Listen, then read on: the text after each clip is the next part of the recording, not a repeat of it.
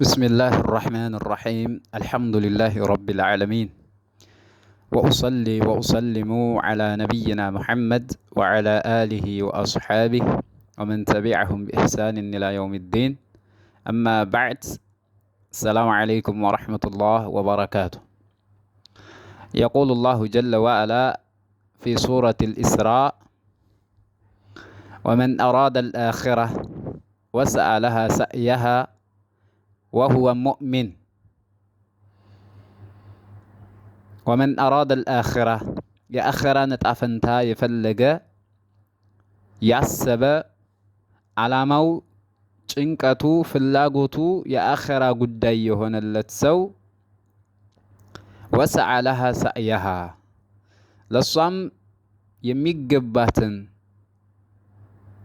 የምትጠይቀውን የሚያስፈልጋትን ልፋት ትግል ጥረት ያደረገ የሆነ ሰው ምን ሆኖ وهو المؤمن هذا هو الأصل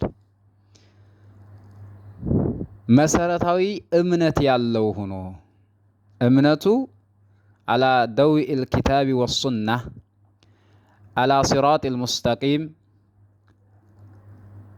على منهج النبي عليه الصلاة والسلام ላይ ቀጥ ያለው ሆኖ በመልእክተኛው መንገድ በመልእክተኛው ሱና ላይ ቀጥ ያለው ሆኖ የአኸራ ነጣፈንታ ፈላጊ ለሆነ ሰው ያችን ነጣፈንታውን ለማሟላት ለማግኘት ጥረት የሚያደርግ በገንዘቡ በንግግሩ በእውቀቱ በጊዜው በጉልበቱ በማንኛውም ውጣ ውረድ የህይወት ዘርፍ ውስጥ ጥረት የሚያደርግ የሆነ አካል አማኝ ሆኖ ማለት ነው።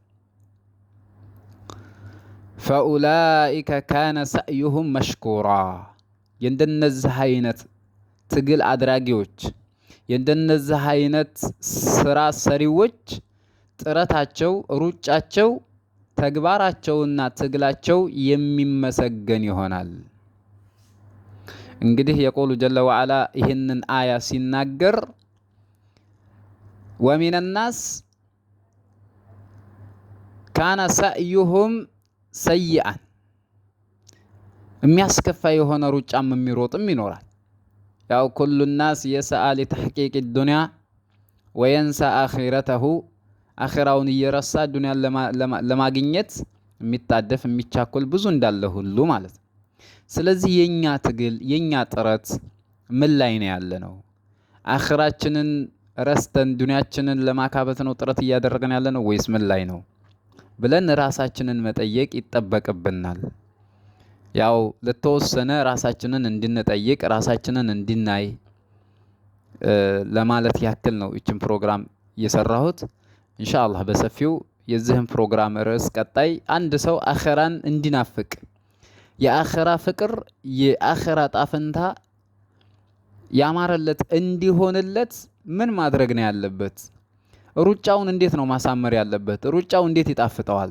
ለአኺራ የሚሰራው ስራ እንዴት ነው የሚጣፍጠው? እንዴትስ ቀለል ሊልለት ይችላል? እየወደደው እየቀለለው እንዴት ሊሰራው ይችላል? የሚሉ መስፈርቶችን በቀጣይ ይጃቸው መለሳለሁ። وصلى اللهم وسلم وبارك على عبدك ورسولك محمد وعلى اله وصحبه اجمعين.